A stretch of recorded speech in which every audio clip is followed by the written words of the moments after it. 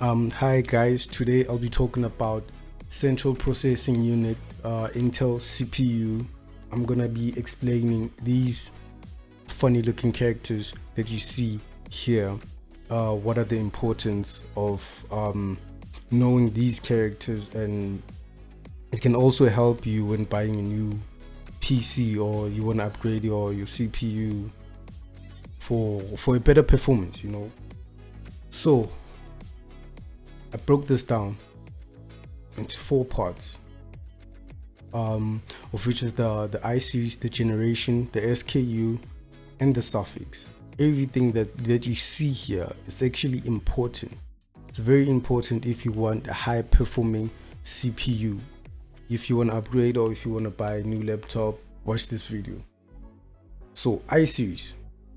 I know a lot of people know about I series, i3, i5, and whatsoever. Everyone knows about this. The higher the I series, the more performance you get. So if you buy your i9, you get a high performance, but it doesn't end there. You have to know the generation, the suffix, the SKU number. You have to know them in order to get a perfect CPU for whatever software you want to work with. So just watch this video. The generation number. So the generation number represent the improvement in performance power, meaning the higher the number, the higher performance you're gonna get with your CPU. It shows the performance of the CPU. So the higher number you get on the generation number, the more performance you will get. Like your PC will stand for video editing, gaming, or whatever. So if you have like a 3rd generation, that's low performance. So it's for basic software that you're gonna be using, like your Microsoft Office, your browsing, or whatever. But then the higher the generation, the better performance you're gonna get. Wait, let me show you where to see your spec for people who don't actually know where to see the spec that I'm actually talking about. So this is the thing that I'll be talking about today. This is the thing that I'll be talking about. This is the thing that I'm actually explaining.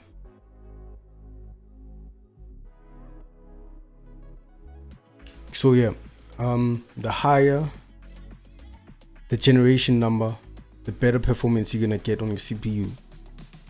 So okay, what else? I don't think there's anything else I can say about this. So yeah, that's all there is. The higher the number, the more the performance. So let's move on to SKU number.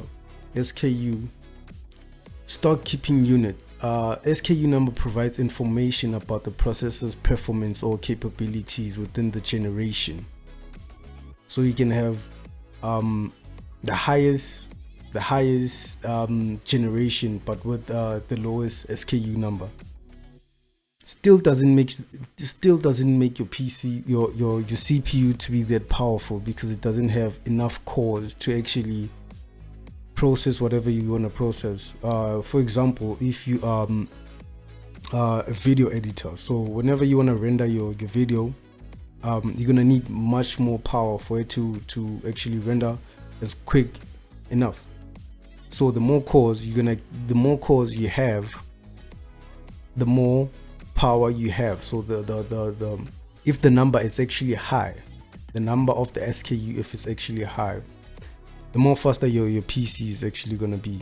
It's gonna render fast. And how to see your CPU cores is just come here, click the Windows button plus X button, then go to device manager, and then go to processors. So this is your cores. So I have 4 cores. You probably have 6 or more, I don't know. So in a nutshell, the more cores you have, the more processing power you have. So whenever you're buying a CPU, these are type of things that you should look out for. So let's move on to the suffix number. Suffix series. So the Suffix series, so some desktop computers don't even have a suffix on them, just ends at the SKU. So usually a U Suffix series, it's for low power processors that can handle like your Microsoft, your browsing type of thing. It's mostly for, it's low performance, actually helps with like battery consumption. It doesn't consume that much battery, so it's actually good for people who are not using it for power hungry applications. And then the H, it's high performance processors, of which is it's gonna drain your battery very fast, but then it's good for like gaming, for like your video editing. Like power hungry applications can actually work with an H suffix. And then we have the K, unlocked processors that allows for overclocking. That means it has the ability to push beyond the CPU standards actually. So it's also good for people who are gamers and people who actually do graphic designing and, you know, power hungry applications. And then we have the F, which actually needs a graphics card. So if you have an F, just know that you don't have an integrated graphics card. So guys, thank you for watching. I hope you like this video. Please don't forget to subscribe, and I hope I'll be making more of these videos. Leave a comment if you have something that I should mention, and thank you for watching.